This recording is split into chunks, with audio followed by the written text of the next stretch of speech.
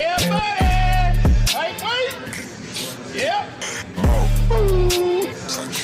Salut la team, donc c'est parti pour une nouvelle vidéo et on démarre avec un update de John G. Wett à 4 semaines exactement du Vancouver Pro où il va tenter de faire mieux qu'au Toronto Pro, c'est-à-dire de décrocher sa qualification pour Monsieur Olympia. Mais personnellement, je pense que cet objectif, en tout cas pour cette année, va être difficile à atteindre vu le niveau de chaque compétition et surtout qu'il reste encore pas mal d'athlètes qui ne sont pas encore qualifiés pour Monsieur Olympia, qui possèdent justement un niveau supérieur à celui de John, comme par exemple Hassan Mustafa, même si pour le moment il n'affiche pas la condition nécessaire pour remporter un Pro Show, ou encore Vlad, d'après certaines sources, sera également de la partie, tout comme Stanimal, donc l'athlète suisse, et j'en oublie très certainement. De plus, il reste du temps avant ce show et cette liste va continuer de voir de nouveaux concurrents apparaître, donc affaire à suivre.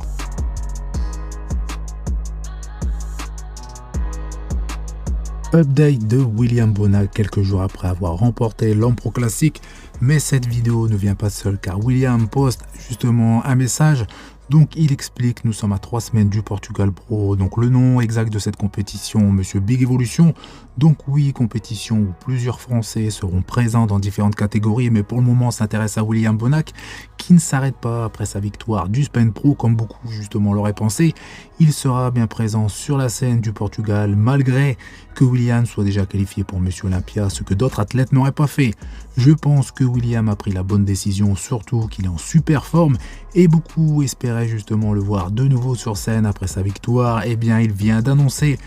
justement qu'il participe à cette compétition qui aura lieu dans 3 semaines, et malheureusement Michael Krizo ne pourra pas tenter justement de prendre sa revanche pour cause de blessure. Et pour plus d'infos, je vous invite justement à aller voir ma vidéo en question. Et William a mentionné la présence de Michael Krizo à cette compétition, et Michael justement a réagi lui-même en commentaire sans donner de réelle réponse et a juste posté un emoji feu. Donc affaire à suivre, car William n'est peut-être pas au courant de l'état de forme de Krizo. Donc n'hésitez pas à partager ma vidéo à William pour qu'il puisse se tenir informé des news concernant le body international. Donc blague à part, nous verrons si Krizo peut au final participer ou non à cette compétition. Avec ce message, Bonac s'adresse également à toutes les personnes qui sont contre lui, plus précisément aux personnes qui pensent que Behrooz Tabani méritait cette victoire. Eh bien, William a une réponse toute simple, rendez-vous dans 3 semaines, donc vous l'avez compris, Behrooz Tabani sera de la partie et ça lui permettra d'affronter à nouveau William Bonac sur scène, mais c'est à prendre au conditionnel car hormis la compétition qui aura lieu ce week-end à Milan,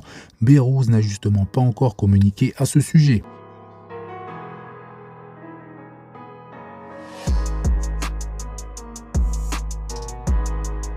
Update de Nathan Deacha à quelques heures de sa première compétition de la saison, et cette vidéo a été prise à J-3 du Flex Pro Weekend où il sera opposé à Behrooz Tabani qui est préparé, je le rappelle, par Milos, ancien bodybuilder pro. Et en ce qui concerne Nathan, son préparateur est celui qui monte en puissance et qui enchaîne de très gros résultats, donc Stéphane Kienzel, qui coach désormais pas mal d'athlètes de très haut niveau comme Wesley Fischer, Urs Kalsinski, William Bonac ou encore Tim Bodechem et bien d'autres. Et je pense que ce week-end Nathan va présenter son meilleur physique depuis ses débuts pro, la preuve en images, et je le considère justement supérieur à Behrooz Tabani. Et ils ont un point commun que j'ai déjà évoqué dans plusieurs de mes vidéos, le fait d'avoir justement des problèmes de visa qui les empêchent de participer à Monsieur Olympia, alors que Nathan et Behrooz ont réussi à remporter un ou plusieurs Pro Shows et ainsi décrocher leur qualification, et ça à plusieurs reprises. Et selon certaines personnes, la qualification bien méritée justement de William Bonac serait due au fait que Behrooz ne pourrait justement très certainement pas se rendre sur la scène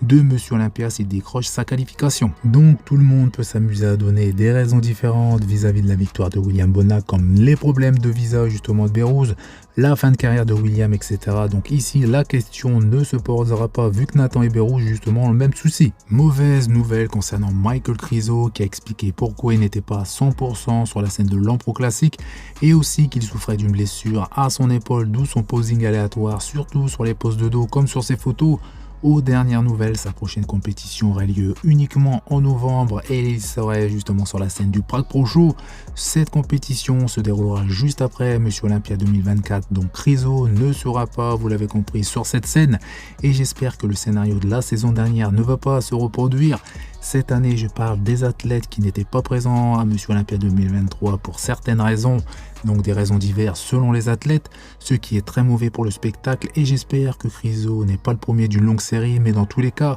ça laisse l'opportunité à un autre athlète de se qualifier pour Monsieur Olympia car ça ne fait aucun doute que Michael Chryso aurait fini par décrocher sa qualification. Un autre update et c'est celui de Nathan Deacha qui peaufine son posing pour mettre le plus possible son physique en valeur avec l'aide de son préparateur à 2 jours du Flex Pro où il sera face à Behrooz Tabani en pleine forme, mais Nathan est également en super forme avec son nouveau physique et je pense tout particulièrement à ses cuisses qui ont gagné du volume et ce n'est pas uniquement off-saison car si on compare à Derek Lunsford qui perd justement une grosse partie de sa masse musculaire une fois justement sur scène, Nathan lui n'a rien perdu entre ces deux périodes et on voit clairement qu'elles ne sont plus les mêmes concernant sa condition. Il va falloir s'attendre à quelque chose de très impressionnant, un peu comme William Bonac, ce qui veut dire que le physique de Nathan sera déchiqueté avec un aspect de dureté qu'il possède déjà depuis quelques années, mais qui sera encore plus accentué cette année avec ses séparations qui seront, j'en suis sûr, très profondes.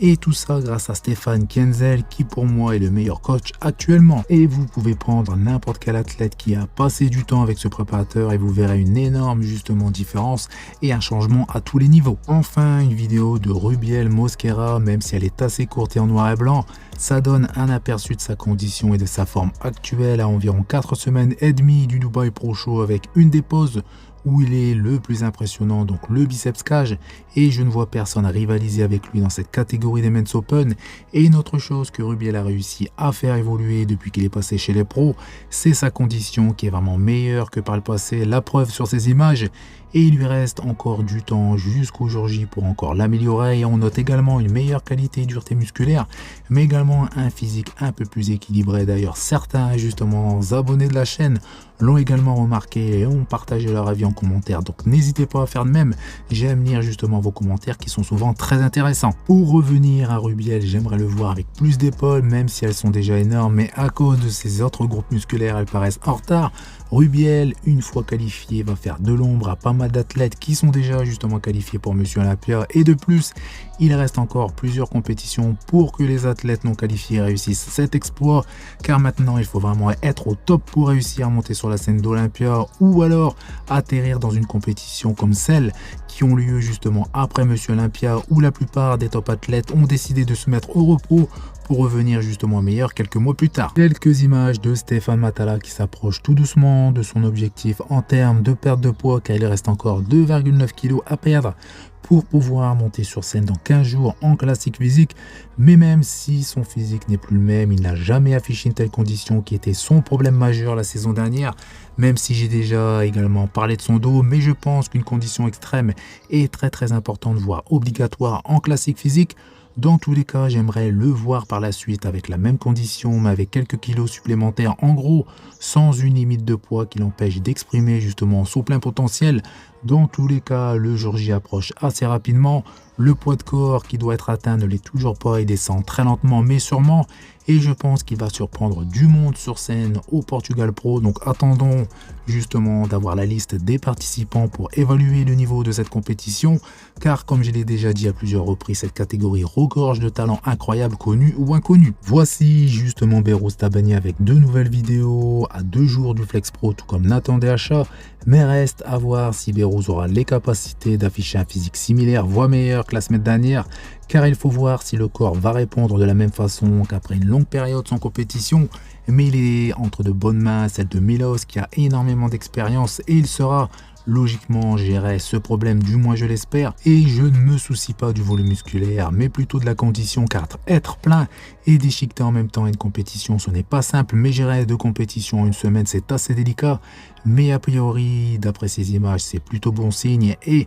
si vous vous souvenez, la saison dernière Behrooz et Nathan étaient sur scène ensemble lors du Romani Pro et c'est Behrooz qui a battu Nathan en terminant 2e derrière Samson Dauda et Nathan lui a terminé à la 4e place, mais Nathan avait enchaîné plusieurs compétitions et son physique était justement assez fatigué et il est très dur, justement, voire impossible d'enchaîner les compétitions et d'afficher toujours une condition extrême, alors que pour le Flex Pro de ce week-end, Nathan est en pleine forme après de nombreux mois de préparation et de repos, donc un beau duel à suivre ce week-end au Flex Pro. Donc pensez à vous abonner pour ne pas rater justement le récap de cette compétition. Donc voilà, c'est tout pour cette vidéo. Donc comme d'habitude, je compte sur vous pour faire péter les pouces bleus, ça fait plaisir à vous. Pensez à vous abonner pour ne rater aucune de mes prochaines vidéos et je vous dis à bientôt.